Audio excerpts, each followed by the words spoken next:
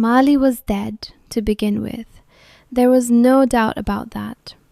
His former partner, Ebenezer Scrooge, a tight-fisted, cold-hearted old man of 60-some years, with a pointed nose and wiry grey hair, sat alone in his counting-house on a bitter, foggy Christmas Eve. Outside, the cold bit deep, but no chill was colder than Scrooge himself, who kept his poor clerk shivering over a single small coal in the dim little office beyond. Suddenly, Scrooge's nephew Fred burst in, cheeks glowing from the cold, full of holiday joy. "A Merry Christmas, Uncle!" he cried, but Scrooge only snapped, "Bah, humbug!" Fred pleaded for his uncle to see the goodness in Christmas and invited him to dine the next day, but Scrooge refused again and again, sending his nephew off with nothing but cold good afternoons. Soon after, two portly gentlemen came seeking charity for the poor at this festive season.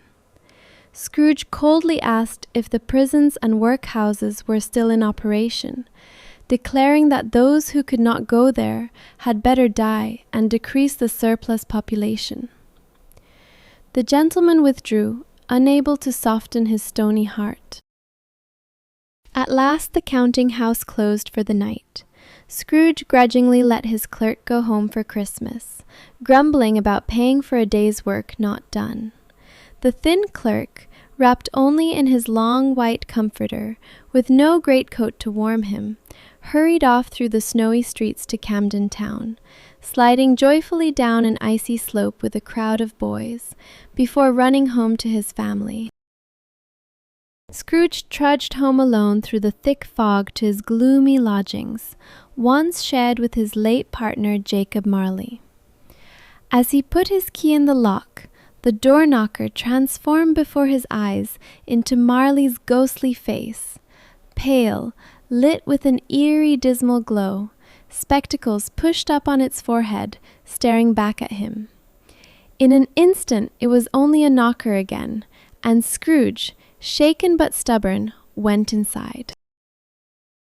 Alone in his chamber, Scrooge heard bells ring throughout the house, followed by the clanking of heavy chains dragging up the stairs.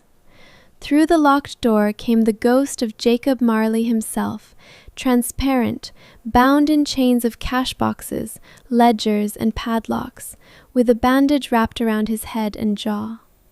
The ghost warned Scrooge that he was doomed to wander for his selfish life, and that Scrooge himself forged a chain just as heavy, unless he changed his ways. Marley's ghost declared that Scrooge would be haunted by 3 spirits, the first arriving when the bell tolled 1. Then the spectre floated to the window, which opened on its own, revealing the night sky filled with countless wailing phantoms bound in chains, all condemned to witness suffering they could no longer relieve. The ghost joined their mournful cries and vanished into the darkness. Shaken but exhausted, Scrooge went straight to bed. When he awoke, it was pitch dark, and the church bells struck an impossible 12, though he was certain it had been well past 2 in the morning. Confused and unsettled, he lay waiting, remembering Marley's warning that the first of the 3 spirits would come when the bell tolled 1.